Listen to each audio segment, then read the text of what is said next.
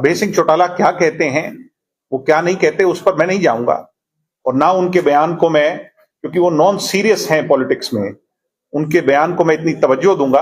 अभय सिंह चौटाला कहते हैं कि आपने जो बीजेपी को बाहर करने की कोशिश की थी, लेकिन कहा आपने साथ दे दिया अपनी कांग्रेस ने। अब बाहर की बातें करते हैं, लेकिन हमने बीजेपी की सरकार को नहीं बनवाया, बल्कि हमारे बिना भी बीजेपी की सरकार 6 महीने तक चली। अभय सिंह चौटाला क्या कहते हैं, वो क्या नहीं कहते, उस पर मैं नहीं जाऊंगा और ना उनके बयान को मैं, क्योंकि वो नॉन सीरियस हैं पॉलिटिक्स में, उनके बयान को मैं इतनी तवज्जो दूंगा।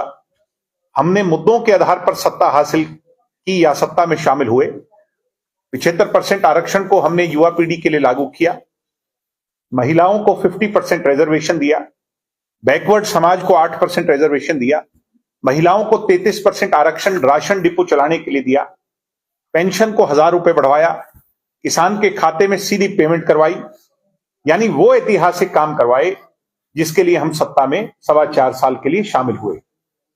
मगर क्योंकि हालात परिस्थितियों से राजनीति बदलती है और उसकी परिभाषा भी बदलती रहती है, चौधरी देवीलाल जी ने, आपको याद होगा, जब पेंशन लागू की तो ये शायद उनका या उनके जीवन काल में सबसे ऐतिहासिक फैसला रहा।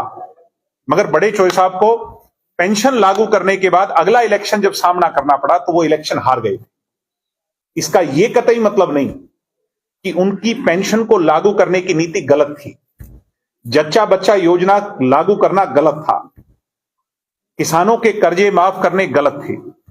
हो सकता है हालात परिस्थितियों में हम भी उलझ गए, हमें उसका खामियाजा भुगतना पड़ा, मगर भविष्य में हम बड़ी ताकत बनकर के उभरेंगे, ऐसा मुझे पूरा विश्वास है।